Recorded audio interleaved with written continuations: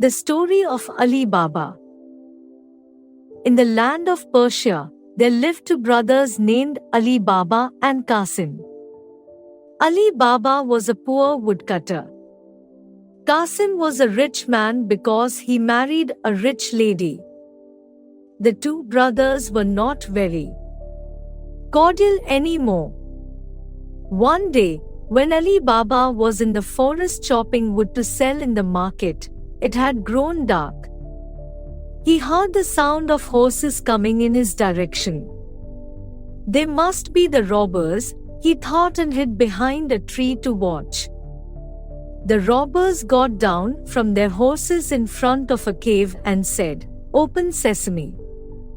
At once, the large rocks parted and the robbers went in. After some time they came out, mounted their horses, and galloped away. Ali Baba got curious to find out more. When they were gone, he stood in front of the cave and said, "Open sesame." And to his wonder, the great boulder parted.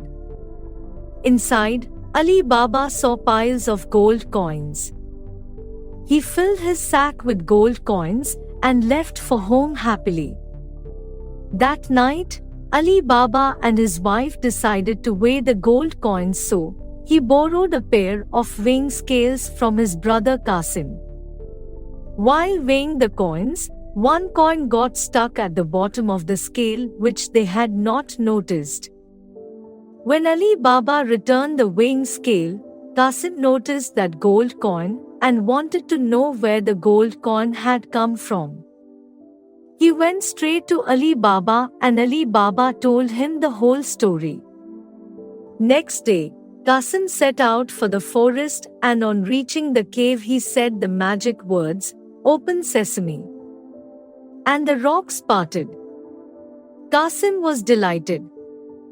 He filled the sack with loads of gold coins. At last, it was time to go home.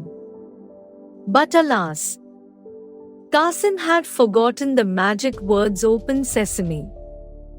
He tried very hard to remember the words, but nothing came to his mind.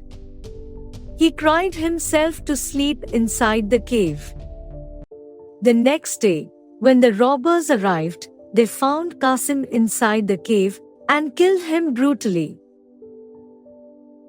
The robbers cut Qasim's body into pieces and hung it at the cave's gate. Poor Ali Baba carried back the pieces of his brother's body to their house. He then sent his helper Morzana to fetch a cobbler named Mustafa to sew the body so it could be buried. Morzana blindfolded Mustafa and brought him to the house. He sewed the body carefully and Qasim was laid to rest. When after a few days, the robbers returned and didn't find the body there, they became suspicious that somebody else also knew their secret. The robbers wanted to find out that person and kill him too. They came to the town and asked people about Qasim, but no one told anything to them. Then, they came across Mustafa. After hearing that he sewed a dead body recently, they blindfolded him again and made him lead them to Ali Baba's house. When they found the house, they marked it. That same night, the robbers' leader arrived at Ali Baba's house pretending to be an oil merchant. He carried 40 jars of oil. Ali Baba at once guessed that he was a robber and not an oil merchant. But he told his helper Morzana to make a good supper. Morzana needed oil, and when she went to get it from the oil merchant's jars, she saw a man sleeping in it. Morzana guessed they were the robbers' gang members. In the evening, the leader was served a grand feast. While the merchant was enjoying his dinner, Morzana poured boiling oil into all the jars and killed all the other gang members. When their leader found that he had been tricked, he tried to kill Ali Baba, but Morzana was very smart. she began to perform a dance for her guest. It was a dagger dance, and while she was dancing, she went and stabbed the leader. Ali Baba became a rich man.